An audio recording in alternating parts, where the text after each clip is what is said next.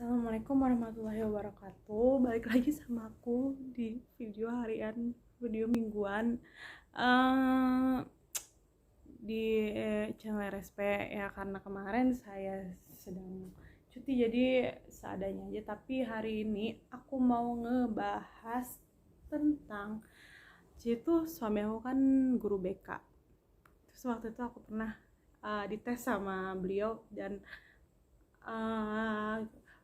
gimana sih tingkat stres aku dalam dunia ini, nggak dalam kerjaan, dalam sosial, dan dalam yang lain-lain. Terus dia tuh bikin beberapa pertanyaan. Nah, beberapa pertanyaannya itu dari buku ini nih, Self Counseling Technique for Stress Management by Firman Tosbu. Dia tuh seorang coach self counseling. Sebelum beliau diagnosis sih, kayak mengukur tingkat kestresan aku, beliau tuh kayak ngasih tahu dulu stres itu apa. Menurut Wick tahun 2004 ya, bukunya halaman 36, stres itu merupakan bagian dari kehidupan yang disebabkan oleh perubahan situasi yang harus dihadapi individu. Terus dan situasi itu membuat dia frustasi, kemudian kayak tidak siap akan hal tersebut, dan banyaknya tuntutan yang tidak mengenakan, sehingga pada level tertentu stres tidak dapat dihindari namun digunakan sebagai stimulus untuk meningkatkan kinerja individu. Jadi kayak ada beberapa, kayak kan biasanya aku hampir tiap hari itu menemukan kayak beberapa masalah tentang pekerjaan itu, entah dari vendor, entah dari yang lain, ataupun dari teman sesama kerja, ataupun dari staff-staff yang saya kelola.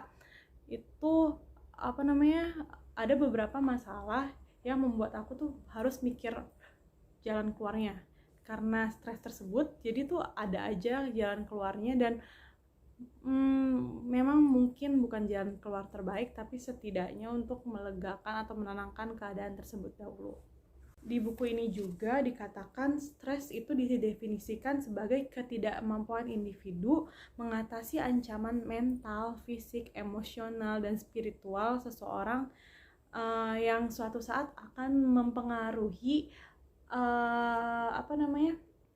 kesehatan fisiknya. Kayak kalian pernah gak sih jadi kayak lagi stres banget, terus tuh saking kepikirannya, terus kalian tuh jadi kepikiran, terus pusing kepala, terus jadi gak enak badan lah, kepanas lah, ke asam lambung lah.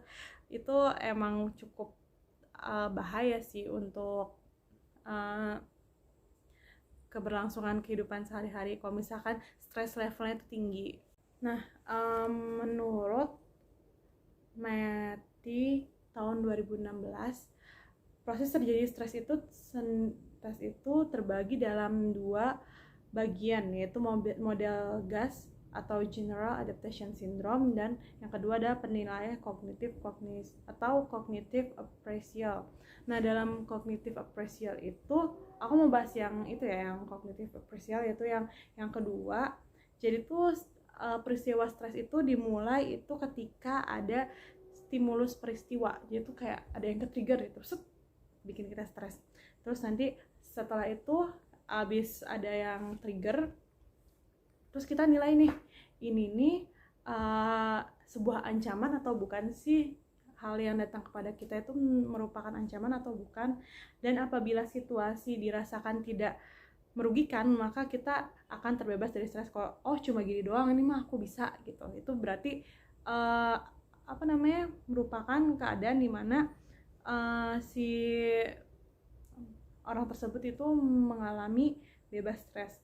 Tapi apabila situasi dirasakannya bahaya, kemudian penilaian awal individu merasakan ancaman, ada dua juga, ada cabangnya lagi. Kalau udah kita nih udah kita nih udah dapat masalah, terus kita nilai apakah coping mechanism yang kita rasakan cukup. Coping mechanism itu kayak kita mengelola stres gitu, kayak atau pura-pura biar nggak terasa beban atau gimana.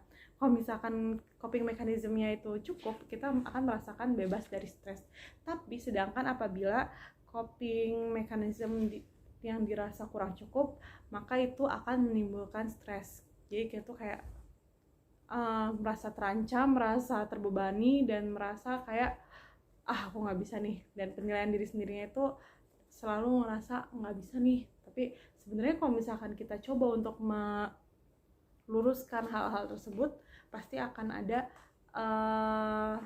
jalan keluarnya. Misalkan memang stres itu misalkan datang ya ke kita ya, tapi menurut Cliff T. Morgan, apabila kita bisa mengelola stres, maka seseorang itu dapat lebih produktif loh. Kenapa? Soalnya lingkaran stimulus atau stresor yang didapatkan dirasakan menjadi penggerak yang positif, maka akan berpengaruh pada fisik, perilaku, emosi, dan pikiran secara sehat. Jadi kalau misalnya kita stres malah lebih, oh iya aku harus beresin ini. Dan kalau misalnya kita stres tuh ya emang kadang kita tuh emang buntu banget, aku harus kayak gimana ya biar kayak gini. Tapi tuh kalau misalnya kita udah stres, nanti kita tuh kayak jalan keluarnya gimana nih, oh aku bikin kayak bagan gitu, awal akar masalahnya di mana, lalu lanjut di mana, kemudian kalau udah kayak gini misalnya ini nggak berfungsi, aku harus gimana. Nah yang kayak gitunya tuh pikiran kayak gitu tuh kadang dalam tekanan kita baru bisa mikir jernih gitu. Sementara aku bakal ngebahas tentang stres yang menimbulkan perasaan produktif atau positif dulu. Nanti ke depannya di video selanjutnya aku akan membahas gejala-gejala stres yang biasa kita temui di kehidupan sehari-hari, dan bagaimana cara mengcoping stres, kemudian untuk mendeteksi dini keadaan stres yang kalian alami. Oke, terima kasih. Wassalamualaikum.